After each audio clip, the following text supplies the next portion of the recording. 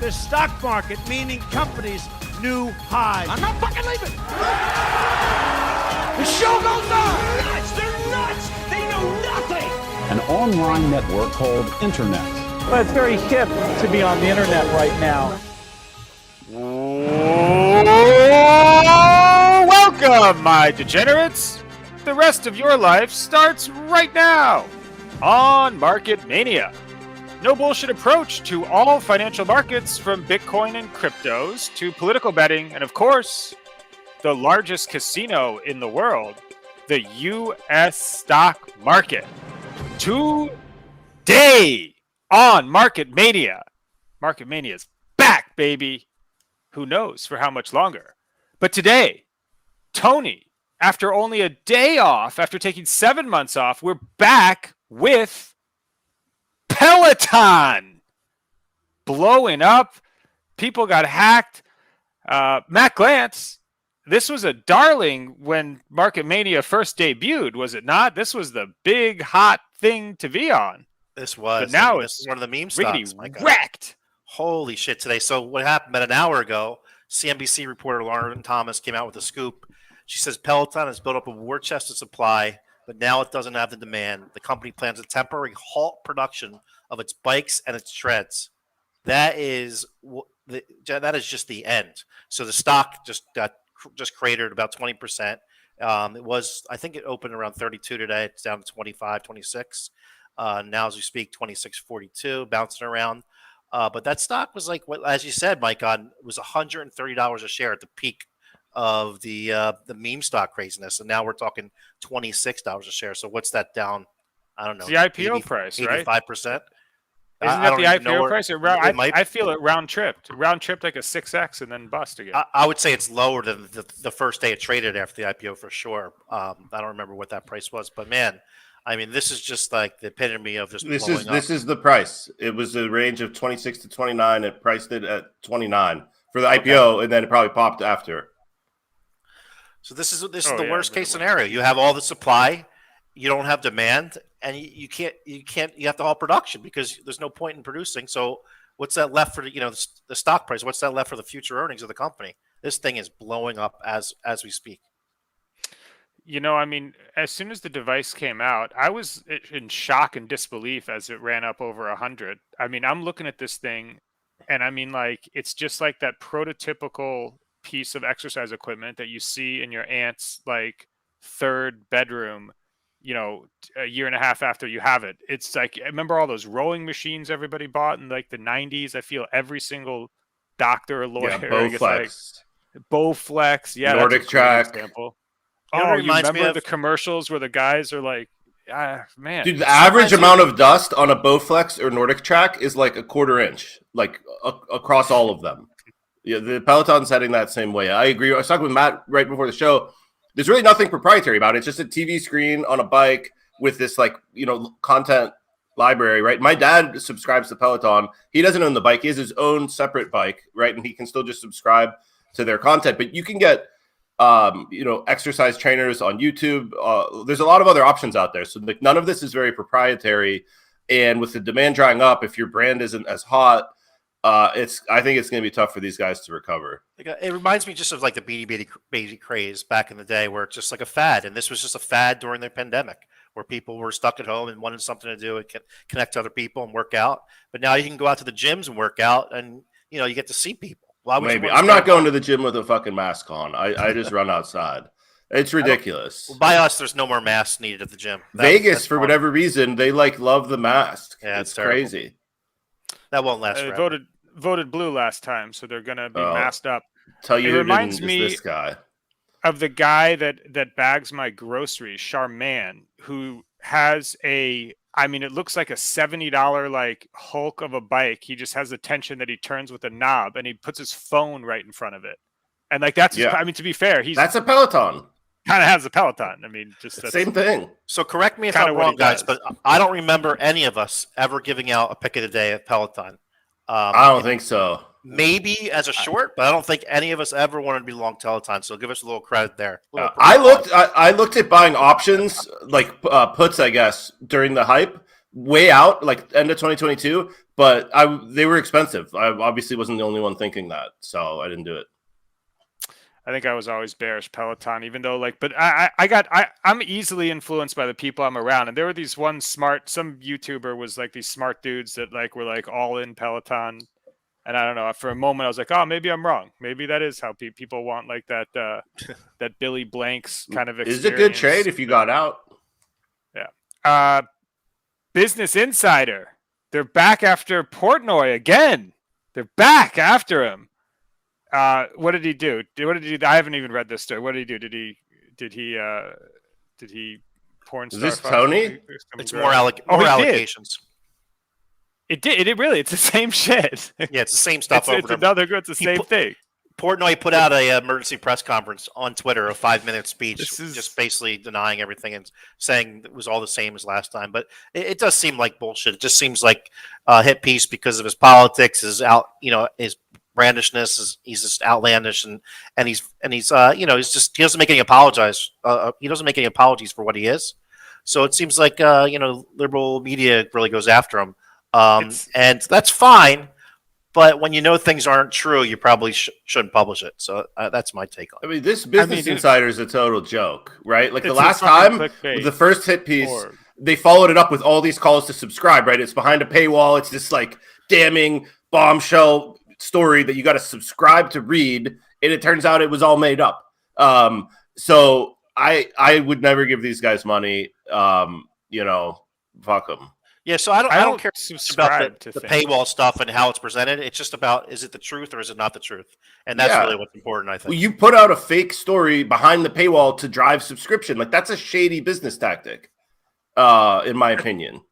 I think you have to realize what all happens here. So, like, obviously, Portnoy is essentially, like, kind of supports the right, I guess, and, like, not really down with the woke movement. And anybody that so he's a target. I mean, this guy's a target. Now, he also doesn't seem to be the most gentle of lovers in the sense that he's like all this hey, no problems with getting your freak on. Absolutely, I'll be the first to fly the freak flag high. But it's just like, obviously there's no long-term female. Like, it's just like, there's all these girls, I guess they're according to Zero Hedge, they are texting him. He's obviously not, it doesn't seem like it's bring home to mom boyfriend material. No offense. Which it doesn't have to be. And he's got $100 million, man. That's bring home the mom material for a lot of people out there. For the girls aren't necessarily just looking for money. Sometimes they want a guy to bring them a cappuccino in the morning. Just saying, on average, mom's going to be pretty happy you bring home Portnoy. Not if she's seen some of those vids that were circulating around last go around. If the mom sees that and they're like, "Oh my gosh, that's what's happening to my daughter." What happened in Cryptoland today? Did Micon hack some crypto site or something? I saw our thumbnail. He was in the Tony. thumbnail. Do you have a thumbnail? Can you put that up there so we can see that? Not even. Where's the picture of? I love that picture of Micon I saw as the promo. There it is. Look at Micon there. What are you guys doing? Yeah, that's a shadowy supercoder. Wow. Now, marketing is truth powerful. Comes out. All right. Marketing is powerful. I disavow that image. That image is disavowed. I was not involved in this. I like it, Tony. Deny all of it. And this is listen, marketing. One time I marketed too well and they fucking pointed guns at me. They broke down my door. The marketing was too fucking good. They bought it all. So that's why it's just a danger. Just Tony. The Photoshop might have been some other reasons at play there too, but nope. Tony, what happened here with this Cryptocom attack? Well, we'll take Brian at his word that he had nothing to do with this, but apparently $35 million went missing from Crypto.com. Now, Crypto.com has been seeing a lot of success in their token recently, the Crow token, because they've been out front sponsoring sports teams and bringing on Matt Damon, and I think they labeled a stadium. So this is a bunch of bad news for them. It sounds like 483 of its users were hit in a hack earlier this month, totaling 35 million. Now, Crypto.com made the users whole. They're like an FDIC insured bank at this point. Crypto's starting to look a little bit like that. But Crypto.com is trying to make a name for itself in this space, and this is a bad look. And this is on the heels of a major hack that happened a few months ago. What was that? That was with I forget who that was, but that was like $600 million, and that money got given back. So I don't know if we'll see this money given back. It sounds like they stole a bunch of Ethereum and sent it through an Ethereum mixer and then made off with it. So I don't think that's coming back. Gone. Yeah, so Unrelated, I just bought a $35 million NFT recently. This is not Good one. Yeah, related I like it. to this story. In ETH. I bought you paid all ETH the for it CryptoPunks. from all different accounts. Actually, I bought an alien. I bought a CryptoPunk alien. It's these kind of headlines that make people not want to get into cryptocurrency, and they think cryptocurrency is easily hackable. But this isn't a hackable crypto. This is an exchange, a centralized exchange acting like a bank that got hacked. And I think people confuse crypto security with centralized exchange security.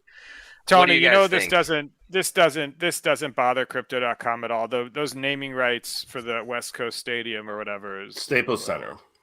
Yeah, what do you think the Staples Center naming rights is? That was like $1 billion over 20 years. This is like 3% of a naming rights. Matt Damon, I mean that's not cheap either.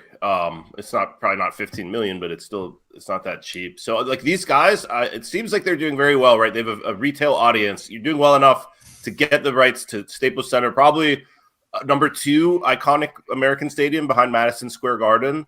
If you were to get the naming rights to any venue. Cowboys Stadium might be up there. They do so much volume. These places. I mean, you get Lakers, Clippers, the LA. I don't think this matters unless they were like struggling, and that's a Hail Mary that they threw. Like, let's just gamble on this, spend all our money on these rights. For the most part, it seems like they've got a healthy retail base of users. So it's probably a pretty good place to trade. It's not great though if you're the retail guy, because the retail guy doesn't want to be custodying their own stuff, right? Like they're happy to trust the exchange. You know how big Crypto.com is, right, Brett? You know how massive this organization is. One of the printing presses. Yeah, this 15 million is irrelevant. It's more the marketing damage is worse, right? Is why should I get Coinbase or Crypto.com? Oh, well, they just got hacked, so I'm going to Coinbase. Yeah, Crypto.com seems like rest of the world facing for the most part, and they're going hard in the U.S. though. The retail hard in the U.S. retail audience. It's interesting because FTX is going. They got the Miami Heat arena, right? They're both going hard on these sports, but FTX is the more like sophisticated derivative type traders versus the retail of Crypto.com. Anyway, we got to keep it moving. Been rambling a bit. Sorry, we're just getting back in the swing here. No worries, guys. Look, I'm going to head out here real soon. We'll get to that last topic, but there's a few questions coming in on Twitter and on chat. I just wanted to touch on quick while I'm on screen here. One of them I saw was interesting. What L1 cryptos are you guys looking at? Thoughts on Terra? That's the Luna ticker. Where is general crypto market heading for 2022? Thanks. I'm just going to say quick, I really like Terra Luna. The fund I'm in does a lot of stuff in Luna. Crypto's going up in 2022. I think that's safe to say. What do you guys think? So I have I would say some exposure to a lot of the different layer ones via NFTs. I'm mostly interested in NFTs. I'm not a trader, so I don't know, for example, between Solana or Luna or Tezos or Avalanche. Like I don't know. I don't have a strong opinion on which one is going to succeed or like which tech is better or any of that. So I just put a little bit on the NFTs on each of these platforms. Some of them, Flow is one where I went in on the Hoodlums project there, which is doing pretty well. Luna, I basically bought into 2 rugs, so like those are dust.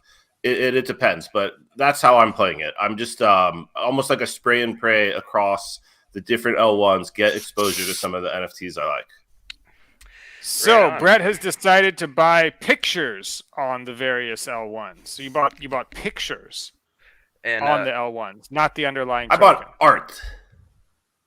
Matt, also before we go, we had a quick question about the Netflix earnings. We did mention that we were going to talk about that on our thumbnail, and then we had to switch to Peloton because it started crashing. But can you say something quick on your thoughts on Netflix, and then I'll get out of here? Yeah, if you pull up a chart of Netflix for the year, Tony, you'll see that Netflix was traded between like 450 and 600 for the entire year before October, November, and then it shot up to 700. Then went right back down to the middle of the range. I think it's like 510 or something like that now.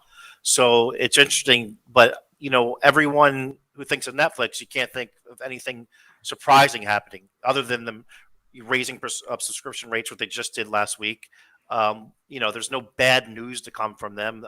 There's no increased costs. They're not going to lose subscribers. So it's like their earnings have kind of been consistently on the level. But the market's priced it in like maybe like a 35, 40 point move in either direction at most.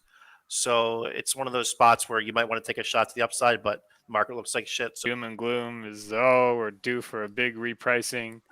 It's like, the gap down is coming, boys. Netflix is one of the most lowest volatility big tech stocks. So you have that in your favor. Everybody, but the valuation is so high, like you said, there's no amazing upside to it. But like a Disney or something is what it sounds like to me. They just own all the content. People, the heads are going to keep consuming it. Like it's probably going to keep continuing, creating new ones. So all this bullshit's coming to Instagram too now. You can finally flex your NFT on Insta properly. Yeah. Is that really what this is? Yeah. So Instagram's going to integrate NFTs. It obviously makes a lot of sense, right? And it should have been obvious. I didn't even think of Instagram when Facebook rebranded to Meta, but obviously they own Instagram too. That is like, Instagram is the place you go to flex, right? In the digital world, if people flex with their NFTs, it makes a ton of sense. We just saw right before we went live here that the Twitter NFT rollout is being soft launched starting today. So the Twitter verification via the OpenSea API, which funnily enough, OpenSea was down earlier today, so the Twitter verification wasn't working. It's just one of those things in the space. A lot is dependent on this OpenSea API right now. They're just the King Kong of NFTs. I love OpenSea, but it's still just pointing it out. Like that's still a lot of depending on this one thing. But Twitter, Instagram, all these big companies, right? Square Enix, they just announced they're looking into NFTs. Like if you're like, oh, this is a fad. I mean, we never saw this level of big companies getting involved with even crypto, right? You see some people saying we're accepting Bitcoin or like every company is at least looking at it in the background, if not directly incorporating NFTs. And I am extremely here for it. I love them. I know one person that's surely to flex their NFTs on Instagram as soon as it starts. Mike on also knows him, but I don't think we want to mention any names on the show. But we have a flexer, a mutual friend. Oh, big time flexer. I just got it actually. Yep, jokes just for the hosts that don't get explained on the show. A lot of people were asking for more like that, and I can't see. First of all, NFTs are. I mean, they are what they are. I mean, I understand why a lot of people hate them. It's like we all had that friend that like something good would happen to another friend, and that one friend would be like mad that it didn't happen to them. It's like that kind of hate I'm feeling towards the NFTs. Anybody that's like been working in like this pandemic, awful mask job type situation for 2 years, and there's just idiots sitting at home smoking weed. They're buying a picture of a monkey. They buy for 500. Now it's worth 300K. It's like people can't take that. That's like hard to take. I would be like mad too, man. It's like I get it. Yeah, I agree. And so now someone's gonna flex that on Instagram. I mean, it's almost like kind of dividing society. But like, it's not everything. The thing is, there's low entry. Ethereum itself isn't great because of the gas cost. But again, all these other layer one, the gas is basically free to trade these NFTs, right? So the thing that gets overlooked a lot of the time with like the headline grabbing big sales, there's really cheap and affordable ways to be involved with NFTs also. It's not like you need to have a lot of money. Ton of people in this space ran it up from basically nothing, right? And then there's still a lot of like entry level. It's not everything's thousands of dollars. There's stuff you can buy for $5. So the bullshit you told me to mint the other day. Which one was that? Was it a Simp DAO? I got in on the Simp DAO train. That hasn't really gone my way. It's shocker. It's some pudgy. Oh, Cribbles, like, man. I love the Cribbles. Those are still going to do well. I got a lot of faith in that. You bet on the team. You bet on they don't have the influencers behind them. That's whatever. Put them in the vault. Check back in 3 to 6 months. It's so weird. I don't know what we're doing right now. If this ends up tanking and sure they were 0.04, like, whatever. There's a lot of people are going to eventually want like earnings, and they want a company they want to buy something where the company does something useful and like produces useful That's why things. We'll get to that on my pick of the day, because I think it's less backing these anonymous teams just pumping out cartoon animals. There's legit teams in the space that are coming in, and there's going to be some massive winners. And I think one of the best things you can do in NFTs is identify a strong team and back them instead of worrying about chasing the hype. I saw Dutch Boyd and Hollywood Dave were doing one, so I minted a few of them just to show support. The Mech Arcade. Yeah, I wasn't on the whitelist. I'm gonna watch that though. I didn't know Hollywood Dave was in, but I know Dutch was. I don't know anything about it. I just gonna support Dutch. He's got a new baby. I'll buy some of your little robots. Matt is telling us we gotta keep it moving. Yeah, because it's just you're buying fucking pictures of robots for big money. It doesn't make any fucking sense. I don't know why I don't know why I'm doing it. I'm easily influenced. You're doing it. I want to be in the cool kids. I want to post my NFT on Instagram. Then my Bilzerian like lifestyle will just all of a sudden start if I do that. Get the simp DAOs off. No, we're not. There's women. They're posting pictures, and you're supposed to buy the NFT and then pretend like you might get a phone call. It's awful. It's actually. I don't know if this is good for society. I don't know if we're doing a good thing. Maybe we're the baddies.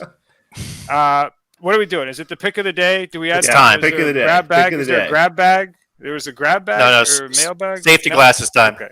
Yeah, safety glasses. All right, safety glasses on. It's the Market Mania pick of the day.